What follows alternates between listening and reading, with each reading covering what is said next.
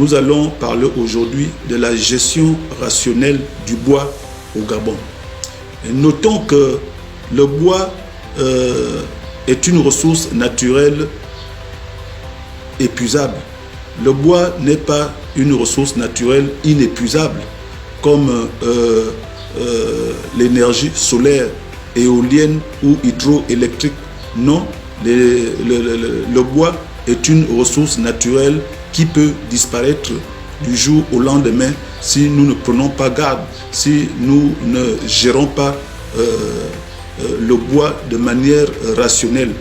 Et pour nous, la notion de rationalité, outre la redistribution des revenus issus de la vente du bois, nous voulons mettre un accent sur le reboisement qui est, à notre avis, qui semble sauter aux yeux des Gabonais, qu'il n'y a pas une entreprise, il n'y a pas une structure au Gabon qui s'occupe du reboisement, quand bien même nous voyons que depuis les années 60, les années de l'indépendance, le bois est massivement exploité au Gabon. Rien qu'à voir le nombre de grumiers qui passent par jour pour aller dans des zones économiques où on doit transformer ce bois ou dans des entreprises de transformation de bois, rien qu'à voir le nombre de grumes qui passent à travers le train, le marchandise. Donc nous comprenons que le bois est massivement exploité au Gabon. Or, le développement durable, qui est un développement qui répond aux besoins du présent sans compromettre la capacité des générations futures à répondre aux leurs, nous amène à avoir un accent sur les 17 objectifs de développement durable, les ODD, qui nous obligent à faire en sorte que pendant que nous gérons le bois, nous pensions à nos enfants et à nos petits-enfants. Parce qu'il est inadmissible que dans 10 ou 20 ans, qu'il ne puisse plus avoir du bois au Gabon.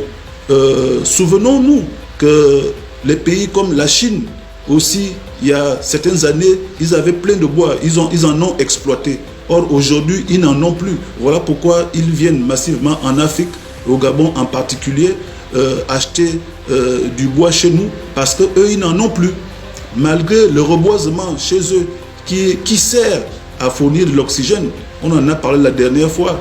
Ils ont procédé au reboisement, non pas pour exploiter encore ce bois-là, mais pour fournir de l'oxygène. Parce que nous avons vu la dernière fois que la forêt absorbe du dioxyde de carbone et rejette de l'oxygène. L'oxygène qui est important pour l'être humain, l'oxygène qui permet une pleine santé respiratoire à l'être humain. Donc voilà pourquoi nous croyons que nous proposons aux autorités de mettre en place un plan ou des projets massifs de reboisement afin que pendant que nous exploitons certaines essences, d'autres essences sont plantées et qui vont se régénérer et qui vont remplacer des essences exploitées. Et pour terminer, nous croyons que toujours dans le cadre des ODD, ce projet massif de reboisement va créer de l'emploi dans les 9 provinces.